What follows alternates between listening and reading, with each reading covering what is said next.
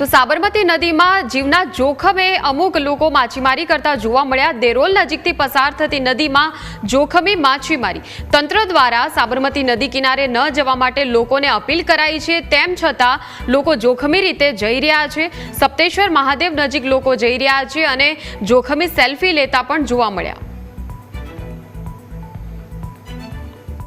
પાસમાં અવિરત વરસાદને પગલે ધરોઈ જળાશયમાં પાણીની આવકમાં વધારો નોંધાયો છે, જ્યારે 32,000 ક્યુસેક જેટલા પાણીની જે જાવક છે તે સાબરમતી નદીમાં કરવામાં આવી રહી છે। જ્યારે સાબરકાંઠા અને મહેસાણા જિલ્લાના તંત્ર દ્વારા સાબરમતી નદી કિનારે ન જવા માટે લોકોને અપીલ છે તે પણ કરવામાં આવી છે અને સાબરમતી નદી કિનારે ચુસ્ત પોલીસ બંદોબસ્ત છે તે પણ ગોઠવવામાં આવી રહ્યો છે। પરંતુ અહીંયા તંત્રની ગંભીર બેદરકારી, આ દ્રશ્ય આપણે બતાવીશ કે અહીંયા સાબરકાંઠા અને મહેસાણા જિલ્લાના તંત્રની ગંભીર બેદરકારી છે કે હજી પણ સાબરમતી નદી છે તે બે કાંઠે વહેતી થઈ છે અને ભયજનક સપાટીએ સાબરમતી નદી છે તે પાણીનો પ્રવાહ વહી રહ્યો છે અને ગતરોજ જે પ્રમાણે 4 વ્યક્તિઓનું રેસ્ક્યુ છે તે કરવામાં આવ્યું હતું ને સાથે એનડીઆરએફની ટીમના જવાનો છે તે પણ આ પાણીની અંદર તણાયા હતા। ત્યારે હજી પણ કેટલાક લોકો છે તે પોતાના જીવના જોખમે સાબરમતી નદી કિનારે માછીમારી સહિત સેલ્ફીની મજા છે તે માણી રહ્યા છે।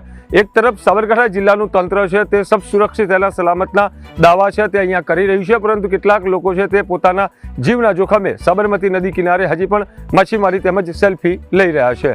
ચિરાગ મેઘા, ન્યૂઝ કેપિટલ, સાબરકાંઠા।